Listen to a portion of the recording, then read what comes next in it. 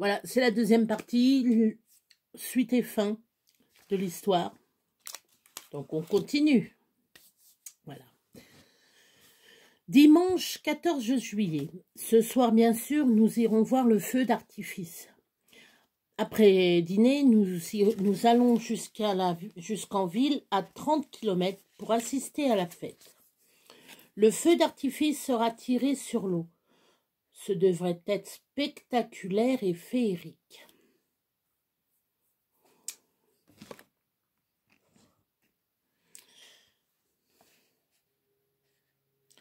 À 23 heures précises, la première fusée était lancée. Elle monte droit dans le ciel sous les yeux éblouis de la foule et les applaudissements. En résulte, pour se séparer en 5 faisceaux de couleurs différentes qui continuent leur ascension comme les doigts d'une main qui se tendrait pour cueillir un fruit mûr sur une branche trop haute. Quand ils arrivent au summum de leur ascension, ils semblent s'immobiliser quelques secondes pour se dire adieu et se jeter dans le vide, chacun de leur côté, dans un plongeon qui rappelle les ballets nautiques. Au fur et à mesure que les points lumineux redescendent, ils éclatent en 1000 étoiles et 1000 couleurs qui se reflètent dans l'eau. Ainsi, c'est aussi féerique dans le ciel qu'au sol. Le feu d'artifice est lancé depuis un îlot au milieu de la rivière.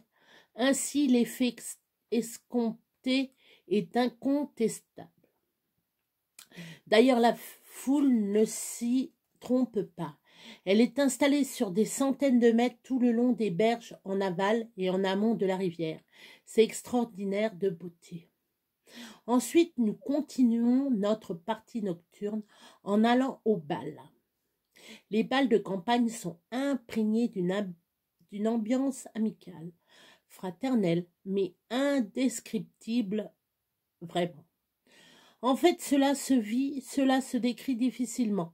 La musique engage tous les protagonistes obligatoirement, de la musique entraînante criée depuis des haut-parleurs un peu trop fortement réglés, de la musique populaire jouée par un orchestre régional qui ne défend pas mal du tout et dont le chanteur soliste vous rappelle à la danse dès qu'il voit une personne seule.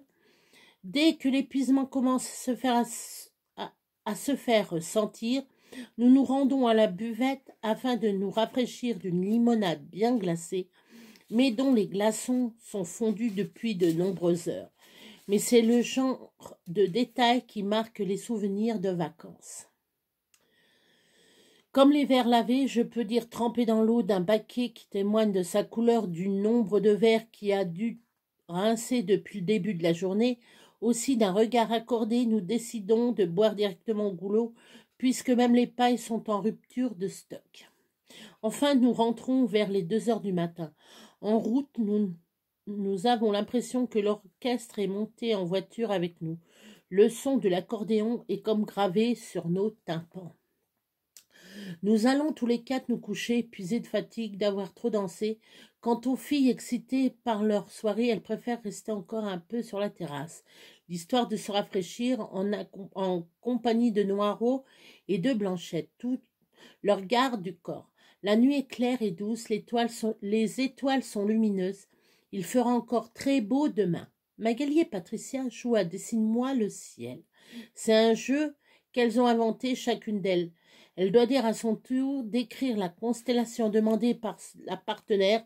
En effet, Patricia excelle à ce jeu et à force d'expliquer ses connaissances à Magali, celle-ci a pris goût à son tour.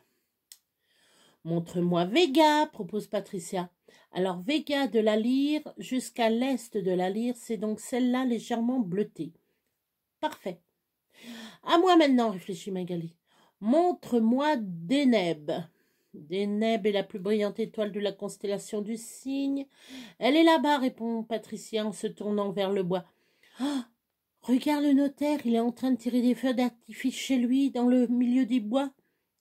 Ah oui, tu as raison, mais il n'est pas si beau que celui que nous venons de voir. Lundi 15 au matin. Bonjour les filles, vous avez bien dormi? Bonjour maman, me répond Patricia. Nous avons dormi sur la terrasse, ajoute Magali. Sur la terrasse? Interroge Christine. Ben oui, nous étions en train de regarder le feu d'artifice que tirait le notaire dans son bois, et nous nous sommes endormis sur les tapis de bain. Mais de quoi parlez-vous? Quel feu d'artifice? Demande Marc. Ben, hier soir, quand nous sommes rentrés, le notaire tirait un feu d'artifice dans le milieu des bois, papa. C'est pas possible, vous avez rêvé. Surtout dans le milieu des bois, tu imagines le feu qui pourrait prendre et tout enflammer. Oui, ben oui, c'est vrai, s'insurge Magali. Nous l'avons vu. Mais en plus, ajoute Julien, ce n'est d'autant pas possible que le notaire était déjà reparti depuis longtemps. Tout le monde resta perplexe et incrédule. Un nouveau mystère s'installait au château. Nous utilisâmes le lundi, un peu moins chaud, pour aller pique-niquer au bord de l'eau. Les hommes avaient prévu de pêcher, les filles de se baigner et nous de lire. Une agréable journée comme celle que nous venions de passer nous combla. Le dîner passé, nous décidons d'aller nous coucher tôt, trop épuisés par une si belle journée. Magali et Patricia, jamais fatiguées, restèrent encore un peu sur la terrasse pour jouer aux cartes à la lumière du réverbère. Les deux chiens toujours couchés à leurs pieds. Il était 23 heures quand leur dernière partie s'achevait. « Regarde le feu d'artifice qui reprend !» s'écrie Patricia. « Nous allons réveiller les adultes pour leur montrer, » propose Magali. « Sinon, ils ne vont encore pas nous croire, d'accord. Et puis non, si nous allions voir de plus près, puisque le notaire n'est pas là, nous ne risquons rien. Tu crois, il fait noir et puis s'il y avait quelqu'un de dangereux, raisonne Patricia. Il y a bien quelqu'un qui tire ce feu. T'inquiète pas, nous ne rentrons pas dans le bois, nous resterons au bord, c'est juste pour se rendre compte et puis nous emmènerons les chiens. D'accord. Sans faire de bruit, nos deux chippies mettent la laisse aux chiens pour ne pas les perdre dans le noir. Et sortent sans faire de bruit en direction du bois. Il est donc séparé de la maison de Julien et Christine par la haute haie qui entoure le jardin du côté de la maison qui a été renforcé à l'initiative du notaire par un grillage de 2 mètres de haut qui clôture le parc boisé sur toute sa circonférence, une propriété impénétrable et inviolable. C'est un parc de 5 hectares complètement clos. S'il n'y avait pas la haute haie plantée par Julien et Christine, il y aurait vu directement sur la clôture de 2 mètres. Il ne manquerait alors qu'un fil de fer barbelé pour se croire en prison. Mais cette année, il s'est vraiment complètement séparé du monde extérieur. Car encore à Pâques, et c'est la raison pour laquelle Patricia et Magali avaient pu pénétrer dans sa propriété bien innocemment d'ailleurs, il restait une bande d'environ 3 mètres qui demeure non clôturée. En effet, une toute petite parcelle de terre appartenait à la commune pénétrée dans son bois. C'est représenté une toute petite bande de terre qui avait grignoté la lisière sur 50 mètres de profondeur et qui était sans issue sauf le notaire n'avait pas pu fermer cette parcelle à son extrémité puisqu'elle arrivait en se rétrécissant à se jeter dans un petit ruisseau qui permettrait à la faune sauvage de se désaltérer. En période de sécheresse, ce ruisseau était né d'une source naturelle et ne tarissait jamais. Le notaire avait proposé 10 fois à la commune de leur acheter cette parcelle. La commune s'y était toujours opposée à cause de l'association des chasseurs qui s'était mobilisée.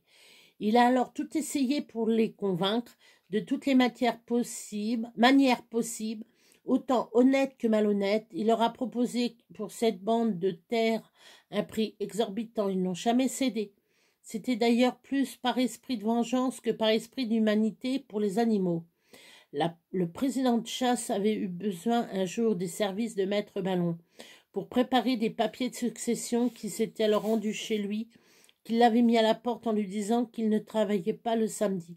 Afin de guerre lasse, ils avaient réussi, sans que personne ne puisse prouver quoi que ce soit, à détourner le lit du ruisseau à l'extérieur de son bois. Ainsi, la commune n'avait plus de raison de refuser la vente de la parcelle, puisque le ruisseau coulait maintenant en lisière du bois, en deçà de la bande de terre. Aussi, elle accepta de vendre en échange de quoi Maître Ballon lui fit cadeau des frais notariaux et tout le monde y trouva son compte. C'est qu'ainsi qu'il a pu fermer le dernier mètre et que le bois est notamment devenu impénétrable.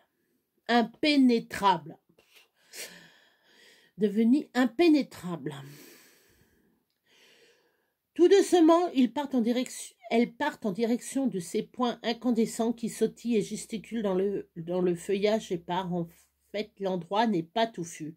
Il n'y a aucun risque de feu. Les chiens, malgré leur petit poids, tiraient sur la laisse. Cependant, ils n'aboyaient pas. Cela voulait dire donc qu'il n'y avait personne. Et c'était vraiment rassurant pour les deux enquêtrices en herbe. Elles voyaient 2 ou 3 lumières qui dansaient au loin, mais ce n'étaient pas des lampes de poche, et cela n'était pas des lampes de poche, de cela elles en étaient certaines. Tu sais, Patricia, en allant me promener avec mes parents l'autre jour, nous avons remarqué un endroit que le grillage avait été soulevé juste dans un creux. Papa m'a dit que ce devait être une bête qui s'était trouvée prisonnière et qui a cherché à s'échapper. Alors elle a fait un beau trou, nous pourrions y passer. Nous n'avons pas dit que l'on ne rentrerait pas dans le bois, interrogea Patricia. Nous avons dit cela, questionna Magali. Tu as raison. Je m'en souviens plus, répond Patricia. Tandis qu'elle traverse le grillage et s'enfonce dans les bois, la lumière s'estompe et disparaît. Puis les chiens s'arrêtent, reniflent. Magali et Patricia ne savent pas quoi, car en fait, elles voient rien du tout. Les chiens se mettent alors à gratter le sol dans plusieurs sens, et plus ils grattent, plus ils reniflent. Au bout d'un moment, Magali dit à Patricia, « Bon, eh bien, nous pouvons rentrer, de toute façon, on ne voit plus rien. » Tu as raison. Qu'est-ce qu'il fait noir? Et c'est tout d'un coup, tout à l'heure, il me semblait qu'il faisait plus clair. Partons de là, je commence à avoir des frissons partout. Il ne fait pas un peu froid ici? Oui, courons vite, cela va nous réchauffer, et nous rentrerons plus vite. En vérité, elles mirent 2 fois moins de temps à rentrer qu'à y aller. La peur leur avait donné des ailes. Elles rentrèrent de nouveau sans faire de bruit et allèrent se coucher. Le lendemain matin, je me levai pour prendre mon petit déjeuner avec Marc, quand les chiens, nous voyant, vinrent nous dire bonjour à leur manière. Marc s'installe sur une des chaises de la terrasse avec Julien et les filles, tandis que Christine et moi allons en cuisine préparer le petit déjeuner. Pendant que Christine s'active à faire chauffer le lait et le café, je fais des allers-retours de la cuisine à la terrasse avec le plateau chargé de bols, sucriers, verres à jus de fruits et petites cuillères. J'allais entamer mon second voyage, celui qui aurait dû me faire livrer avec aisance l'assiette des petits gâteaux secs, les tartines grillées et le pot de confiture. Lorsque je pose le pied sur un objet arrondi, je devais même dire quasiment rond, car mon chausson, se croyant sur un patin à roulettes, entraîne mon pied qui lui-même oublie de prévenir ma jambe qui le suit, enfin, mais trop tard. De quelle sorte je me retrouve assise sur les fesses, entourée de tartines de brisures de gâteau, au grand contentement de Noiraud et Blanchette, qui se proposent immédiatement volontaires pour balayer la terrasse. Ma chute et mon cri Plus le fracas des assiettes fait un tel bruit que tout le monde se précipitait sur moi pour me venir à net. Marc, le premier, me relève. Tu t'es fait mal? Non, non, ça va, le tapis de bain amortit ma chute. Que t'est-il arrivé? J'ai marché sur une bille ou plutôt un calot, cela m'a semblé assez gros. Alors les filles, c'est malin, vous pourriez ranger vos billes, fait remarquer Julien. Nous n'avons même pas joué aux billes, proteste Magali. Hein, Patricia? C'est vrai, d'ailleurs, c'est un jeu de garçons. Et de toute façon, nous n'en avons pas, précise Patricia. Noirot et Blanchette, qui avaient parfaitement accompli leur tâche de nettoyage, s'approchent de nous lorsque le Noirot se jette sur un objet blanchâtre qui semble beaucoup lui plaire. Il remue la queue, lance son objet qui roule, court après, fait une course effrénée autour des pots de fleurs avec son jouet dans la gueule, puis s'arrête pour souffler un peu. Marc l'appelle alors. « Apporte, Noirot, apporte !» Noirot ne semble pas vraiment décidé à remettre son trophée, l'air de dire « c'est moi qui l'ai trouvé, tu n'as qu'à t'en chercher un autre ». Mais l'obéissance à son maître l'emporte et Noirot apporte son jouet. « C'est un os, mais il est bien rond, ce doit être là-dessus que tu as marché, Martine » m'explique Marc. « Un os? Mais qu'est-ce qu'il fait là ?» s'interroge Christine. « On a peut-être joué aux billes avec des os, dit Magali, qui ne rate pas une occasion de montrer la justice à laquelle elles ont été mêlées. « C'est un os de quoi ?» demande Christine. « On dirait le haut de l'os d'un gigot de mouton, dis-je. »« Fais voir » demande Julien, qui inspecta l'os un long moment comme intrigué. « Qu'en dis-tu, Julien ?» questionna Marc. « Je ne sais pas. Oui, peut-être un os de mouton. »« Qu'est-ce qu'il fait ici? De toute façon, nous n'avons pas mangé de gigot depuis que vous êtes ici. » La discussion s'arrêta là, par défaut, car nous n'avions aucune réponse à apporter. Après les emplettes du matin pour le déjeuner, nous partions voir les bords de Loire et faire la visite guidée du château d'Amboise. Vers 18h30, nous rentrons à la maison. Nous avons déjeuné au restaurant le midi de quelques spécialités tourangelles. Nous votons donc à l'Humanité pour un dîner léger. Christine se propose alors d'aller recueillir une salade au jardin avec lequel nous ajouterons quelques œufs durs, puis un fromage blanc de la ferme, soldera notre faim. Christine descend alors les quelques marches qui séparent la terrasse du jardin, prend l'allée et se dirige vers les laitues, quand Blanchette, qui l'a suivie pas à pas, le double souvènement par la droite, à toute allure, manquant presque de la faire trébucher, et se jette au pied d'un poireau en creusant de toutes ses forces avec ses pattes avant et en s'aidant de ses pattes arrière pour aller plus vite, tout en remuant la queue de satisfaction. C'est alors qu'elle s'arrêta net. Elle venait de trouver son trésor, caché, un joli os qu'elle avait enterré quelques jours avant sans doute. Christine, suivant à son tour la chienne, pour le retour s'étonne de nouveau. « Mais d'où sort cet os encore ?»« Blanchette, apporte !» recommence Marc. « Bon, c'est un os de lapin cette fois, demande Patricia. Il est petit et long celui-là. » Julien, ayant à son tour récupéré l'os, semblait de nouveau très énigmatique. Il fronçait les sourcils, soucieux. « Toi qui as fait de la science naturelle pendant tes études, dit Marc à Julien, dis-nous de quel os il s'agit. J'ai une idée, mais vous allez me prendre pour un fou. Dis toujours. Nous verrons ensuite si nous te faisons enfermer ou non, suggère Christine. C'est l'os d'un animal disparu? C'est un os de dinosaure? Demandent les filles en chœur. C'est un os humain, répond Julien. Tu plaisantes? Interrogea Marc sérieusement, qui avait compris que Julien parlait lui aussi très sérieusement. Non, non, je ne plaisante pas, c'est précisément un métacarpe. Je vais reposer la même question que ce matin, ajouta Christine. Qu'est-ce que cet os fait dans mon jardin? Dans ton jardin?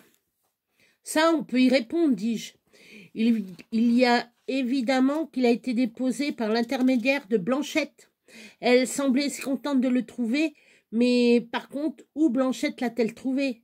Là, je n'ai pas de réponse. Et cet autre os, le gros rond, continue Marc, c'est aussi un os humain. Je le crains. C'est dégoûtant, déclara Magali en faisant une moue.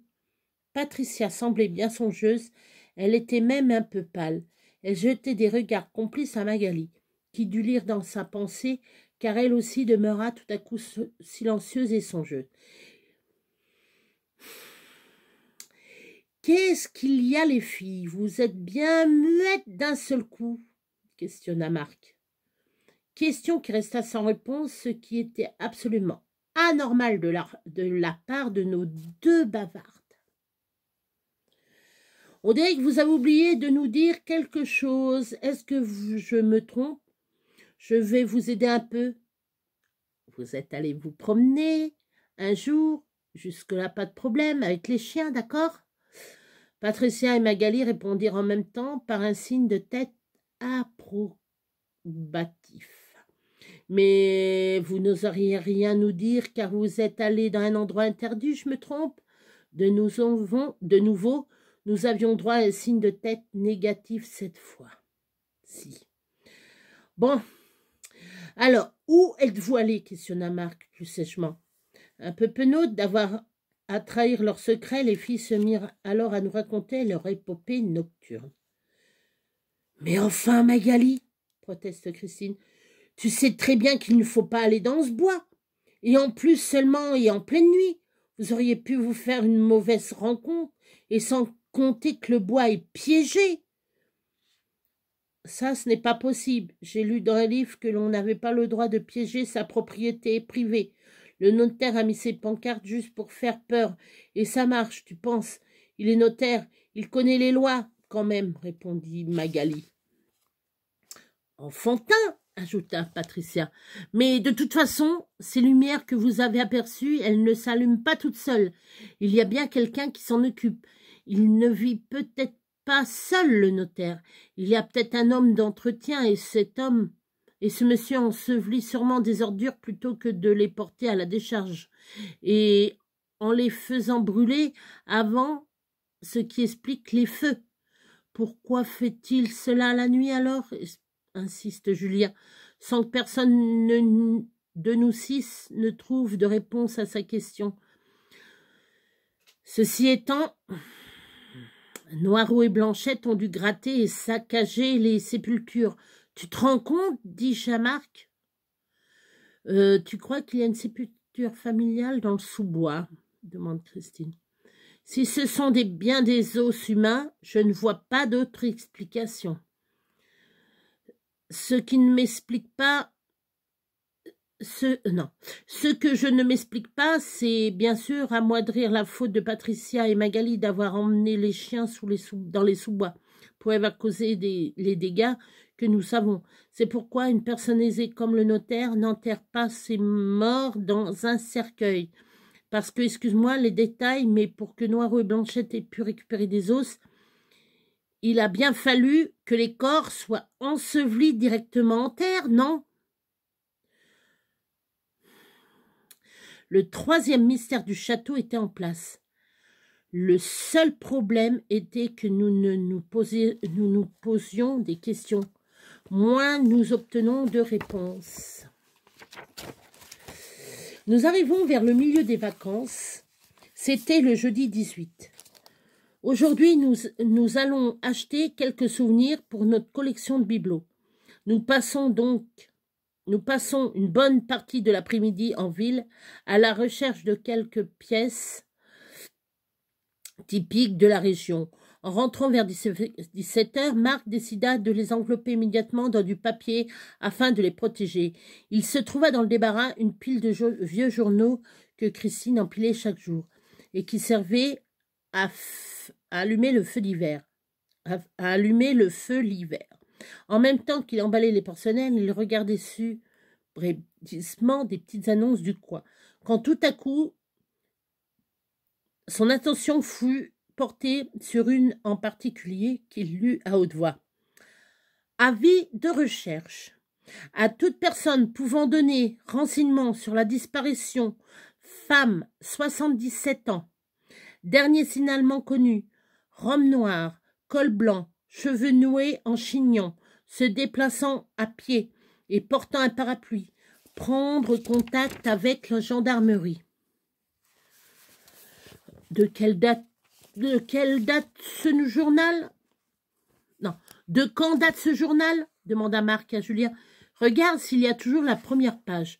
Non, mais cela parle de feux d'artifice, donc il date de la semaine dernière. Tu ne trouves pas que cette description ressemble à la vieille dame qui est allée chez le notaire? Tu as raison, que faisons-nous? Même si nous nous trompons, il vaut mieux aller voir les gendarmes. Marc et Julien retournèrent donc immédiatement à la ville et racontèrent leur histoire et aussi leurs suspicions.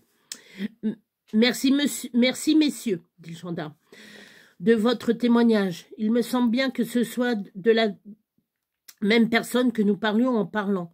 Elle a dit à sa voisine qu'elle prenait l'autocar, puis personne ne l'a revue. C'est la voisine qui a donné l'alarme en voyant que ces volets étaient demeurés ouverts toute la nuit. Que pouvons-nous faire de plus? Demanda Julien. Pour l'instant, rien. Je vais transmettre votre témoignage et nous irons probablement questionner Maître Ballon en attendant. Merci. Le samedi en fin d'après-midi, les gendarmes arrivèrent au château. Marc et Julien faisaient le guet depuis la terrasse. Et c'est ainsi qu'ils remarquèrent que ce week-end, le notaire était venu avec sa Mercedes. Les gendarmes lui avaient sûrement téléphoné à Paris pour le prévenir de leur visite. Alors pourquoi avait-il changé ses habitudes? Qu'avait-il donc à cacher dans cette camionnette? Maître Ballon, bonjour, dit le gendarme. Bonjour, messieurs, nous sommes là par simple routine. Une personne a disparu, quelqu'un l'a vu franchir l'entrée de votre propriété, puis elle n'a pas réapparu à son domicile. L'avez-vous vu samedi dernier? Demande le gendarme en lui tendant le portrait. Non, je ne connais pas cette dame, et puis je ne reçois pas ici, puisque vous le savez, mon bureau est à Paris. Elle aurait pu venir par hasard sans s'annoncer, poursuit le gendarme. Dans ce cas, cette personne n'aurait pu pénétrer à l'intérieur de ma propriété, puisque ma grille d'entrée est munie d'un système de sécurité que je laisse en fonction même lorsque je suis là, afin de ne pas être dérangé par des représentants ou d'autres colporteurs. Si je viens ici, c'est pour me reposer.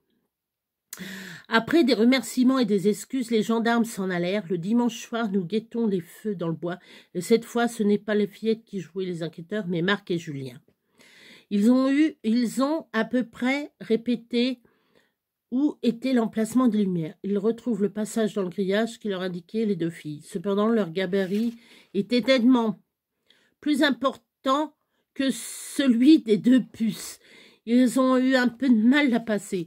Les petites lumières arrivent subitement, spontanément, puis disparaissaient un peu comme des lucioles qui volaient. Marc comprend alors que c'est... C'est quoi? Julien, écoute, je te dis méthane. Tu penses à quoi? Méthane. À feu follet. Et il s'arrêta de parler un instant, comme s'il voulait réfléchir. Encore une fois au mot qu'il voulait prononcer. Eh oui, méthane, gaz qui se dégage des matières en putréfaction, des feux follets juste à l'endroit où les chiens ont trouvé les os. Arrachons-nous de là, Marc. Il fait nuit, on ne voit rien. Samedi prochain, nous nous tapirons dans le bois avant qu'il arrive. Le samedi 27, vers 8 heures, ils s'installèrent dans le bois comme prévu, avant l'arrivée du notaire, assez loin pour ne pas être vus, et assez près de savoir ce que trame cet individu.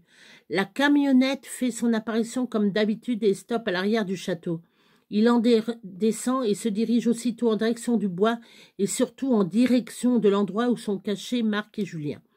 Il va directement à l'endroit où nous avons aperçu les feux forêts, constate Marc, à la voix à peine audible.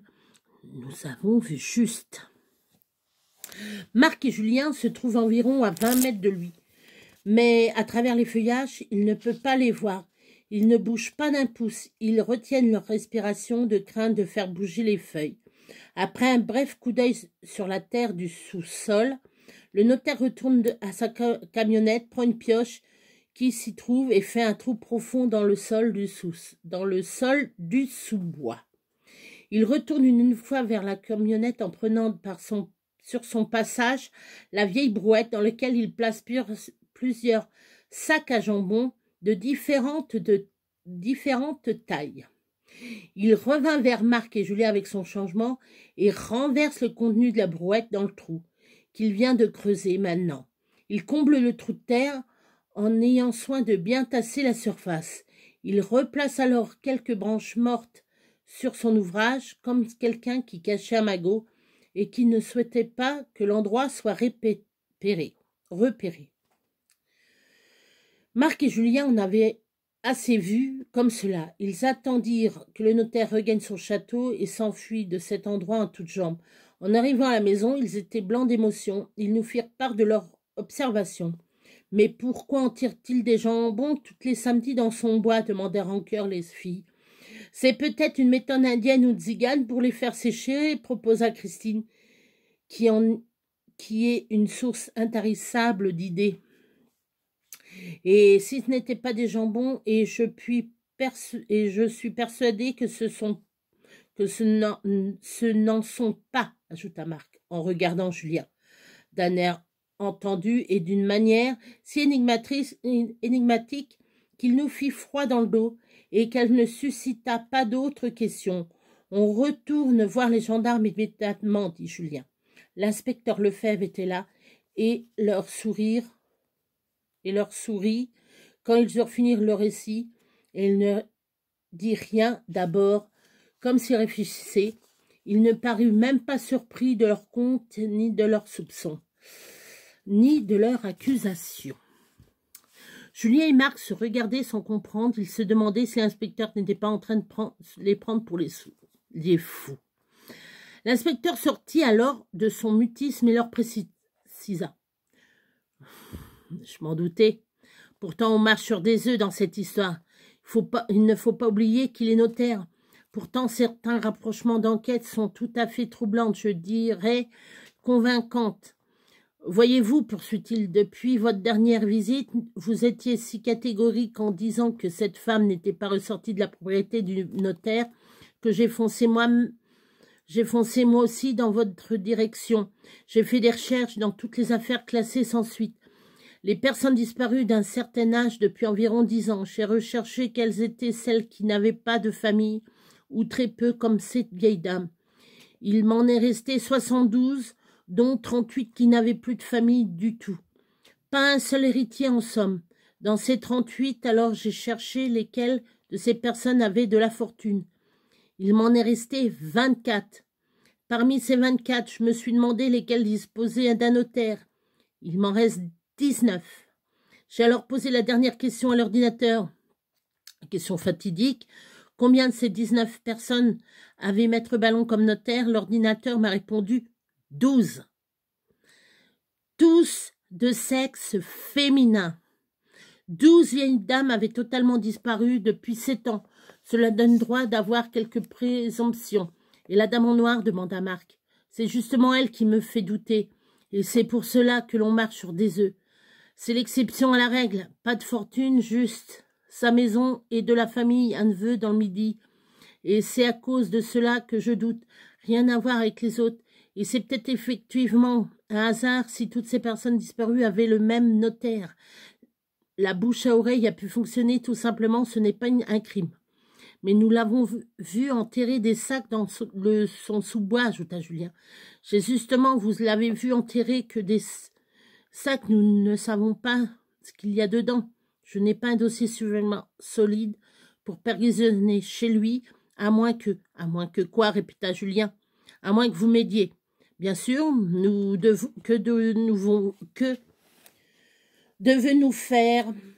devons-nous faire. Voilà ce que j'ai pensé. Vous êtes son seul voisin, donc je ne peux m'adresser qu'à vous. Vous voudrez bien m'en excuser. Vous déposez une plainte contre lui.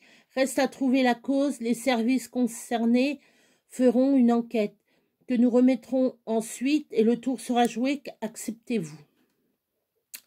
Tout de suite, si vous voulez, mais une plainte pour quel motif? Julien, s'écrie Marc, j'ai une idée. Laissez-nous 5 jours avant que cela ne marche, continua Marc. C'est-à-dire que Julien, tu déposeras plainte mercredi. Comme cela, on sera tranquille, il n'est pas là de la semaine. Merci, messieurs, cette disparition n'a peut-être aucun rapport avec les autres, mais peut-être va-t-elle nous permettre de découvrir la Landru 1991. Le samedi 27 juillet, c'est promis. Je perquisitionnerai, certifia l'inspecteur Lefebvre. Marc et Julien sortent de la gendarmerie et montent en voiture. Alors raconte, quelle est ton idée? Alors voici mon plan. Lorsqu'ils revinrent à la maison, ils s'en allèrent immédiatement à la ferme et commandèrent pour le lendemain une dizaine de lapins dépouillés et sans tête. Ils nous demandèrent alors de décharner les lapins et nous firent préparer des pâtés. Il fallait surtout que nous retirions la viande sans démonter le squelette.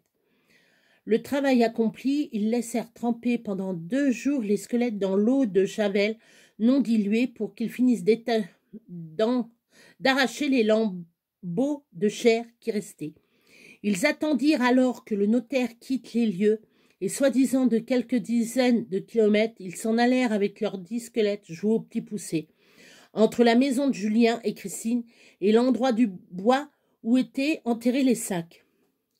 Ils plaçaient régulièrement un des squelettes de lapin au sol, mais toujours du côté de la propriété de Julien et Christine. Le mercredi matin, ils se rendirent dans les services sanitaires du département afin qu'ils déposent plainte en disant qu'ils avaient remarqué dans la propriété voisine des tas de squelettes qui semblaient être des chats et que, vu la quantité des pauvres bêtes, ne pouvaient pas être morts de mort naturelle. En fait, qu'est-ce qui ressemble plus à un os de chat qu'un os de lapin? Surtout quand la tête a disparu. Le tour était bien joué. Les services sanitaires transmirent le dossier à la Société protectrice des animaux qui déposa plainte auprès de la gendarmerie pour mauvais traitement et abattage d'animaux domestiques, et la boucle se boucla. Mais le pâté, c'est pour quoi faire? Demanda Christine. Pour le manger, répond Julien. Tu ne crois tout de même pas que nous allions gaspiller 10 lapins? Oui. Quelle fin de l'histoire. Vous allez voir. C'est un peu glauque. Hein. Le samedi 3 août, l'inspecteur Lefebvre avait tenu sa promesse. Il était là, mais pas seul. C'est presque la fin des vacances, mais alors, quelle histoire! Comme souvenir d'un coin tranquille, on ne pouvait pas faire mieux. Le samedi, à 6 heures du matin, plusieurs estafettes de gendarmerie étaient là. Des chiens policiers cernaient le bois. L'inspecteur Lefebvre sonna à la porte du château. Le notaire, en grognant, demandant qu'il dérangeait par l'interphone. Les gendarmes s'annoncèrent quand il vit le déploiement de policiers sur sa propriété. Il ne bougea plus, comme pétrifié. Il fallut l'intervention des gendarmes pour le faire descendre de sa chambre. Il était comme momifié, hébété, et il paraissait complètement abattu, comme quelqu'un qui venait de recevoir une gifle à laquelle il ne s'attendait pas. « Maître Ballon, dit l'inspecteur, une plainte a été déposée contre vous pour mauvais traitement et abattage d'animaux domestiques. Il semblerait que vous utilisez des chats pour jouer aux chasseurs. Nous devons vérifier votre bois. » Le notaire regardait l'inspecteur comme hypnotisé. Il ne comprenait rien aux mots qu'il entendait. De quel chat, lui, parlait-on? Lui qui détestait les animaux? Il n'avait même pas un poisson rouge. Chat, animaux, ce furent les seules paroles qu'il prononça. Il était évident qu'il ne comprenait rien à ce qui lui arrivait. Tout allait si vite. Les gendarmes retournaient le bois à certains endroits bien précis que leur indiquaient les chiens policiers. Ils durent finir leur sale besogne en s'aidant de masques à oxygène tellement l'odeur était insoutenable. Et c'est un véritable charnier humain qu'ils découvrirent. Au total, 12 corps, plus ou moins complets en état de décomposition plus ou moins avancé, d'autres en état de squelette. Le lendemain, dimanche, était notre dernier jour de vacances. L'inspecteur Lefebvre revient nous rendre une dernière visite afin de nous remercier et, sur l'invitation à déjeuner de Julien et Christine, accepta de nous raconter l'histoire inimaginable de Maître Ballon. Alors écoutez bien, c'est un peu glauque, hein. Écoutez bien.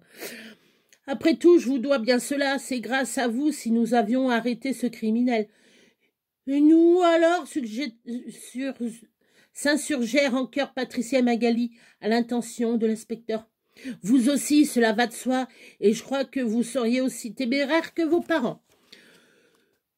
Quand le monstre s'éveille, Dr. Jekyll se métamorphose en Mr. Hyde, nous annonça-t-il. Maître Ballon, notaire à Paris, s'est fait une réputation auprès de la cliente de personnes possédant des biens en valeur immobilière, mais en monnaie sonnante et trébuchante, et surtout sans aucune famille. Ce qui fait que les occasions étaient assez rares et il ne fallait pas les retarder. Quand ils avaient gagné l'estime de ladite personne, que des femmes plus faciles à convaincre par la courtoisie, sous prétexte de renseignements complémentaires, ils leur faisaient raconter toute leur vie afin de savoir s'il n'y avait pas un dernier héritier éloigné qui s'enquérèrent de la disposition de sa parente. Ensuite, quand elle était bien en confiance, lorsque l'on parle de son médecin de famille, par exemple, il leur posait la question fatidique. Que comptez-vous faire de votre fortune? Vous devriez y penser maintenant, certes, vous avez encore bien le temps, mais un accident est si vite arrivé, alors si rien n'est prévu, c'est l'État qui profite de votre fortune, etc.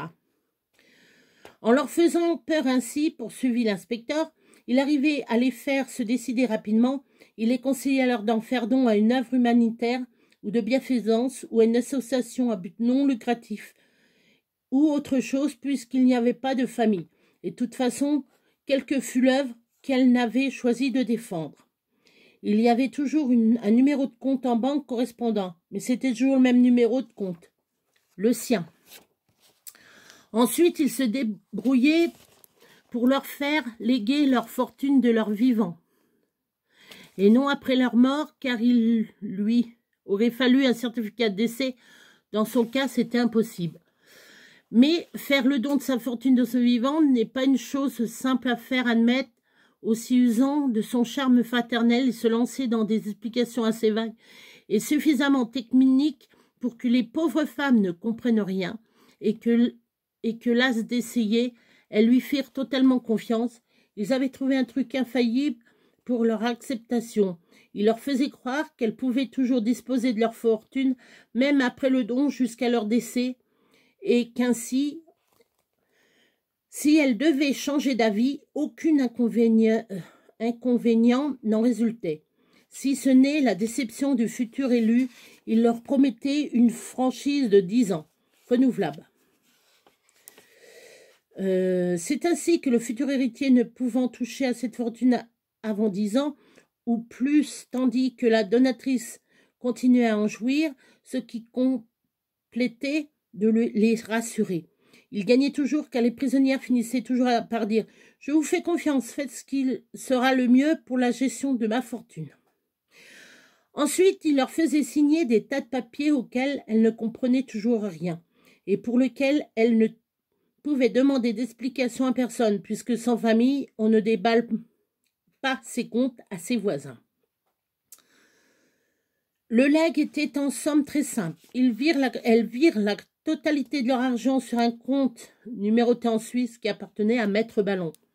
Quant aux braves dames, elles pensaient avoir fait une bonne action. L'une pensait avoir aidé la recherche médicale et l'autre, les enfants défavorisés. Une troisième, une école artistique. Une quatrième, les animaux abandonnés. Mais tous ces pseudo-associations avaient le même et seul nom, Maître Ballon. Et tout le monde était content, comme dernier acte, afin qu'elle n'ait aucun doute, et surtout pour ne pas laisser trop de temps passer, 2 jours après leur legs. Il leur téléphonait un jour pour leur annoncer que l'association à laquelle elles avaient fait le don de leur fortune souhaitait les remercier vivement, et que pour ce faire, elle les invitait un week-end en séminaire pendant lequel une petite fête serait donnée à leur attention. Alors là, ça marchait à tous les coups. Maître Ballon, évidemment, un homme prévenant, se proposait de les accompagner pour, disait-il, s'occuper des derniers détails de transaction. Et là, les bonnes vieilles dames marchaient franchement. Il leur donnait rendez-vous chez lui. Pour point de rendez-vous, elles ne se méfiaient pas. C'était même un privilège, un honneur, de se rendre non pas au cabinet de son notaire, mais à son domicile. Et là, à peine rentrées, il leur posait un coteau de chloroforme sur le nez qui les endormait immédiatement. Ensuite, il leur injectait du gaz par voie intraveineuse à l'aide d'un système de son invention composé d'une seringue et d'une bouteille de gaz qui entraînait une inévitable embolie. Jusque-là, c'était criminel, mais propre. Le reste est démoniaque et je ne suis pas sûre de devoir continuer devant les enfants. Je vais m'arrêter là, parce que j'ai presque fini. J'ai pratiquement... Est-ce que j'ai le temps de finir? Je suis obligée de faire une troisième partie. J'ai pas assez d'heures. J'aurais pu finir, mais est-ce que je finis? Il y aura une troisième partie. Ça, elle est longue. Hein. J'ai quoi? J'ai j'ai 3 pages et demie à lire. Là, je fais la deuxième partie. Je vais attendre que la première soit faite. Et je refais une troisième partie. Désolée. À tout à l'heure.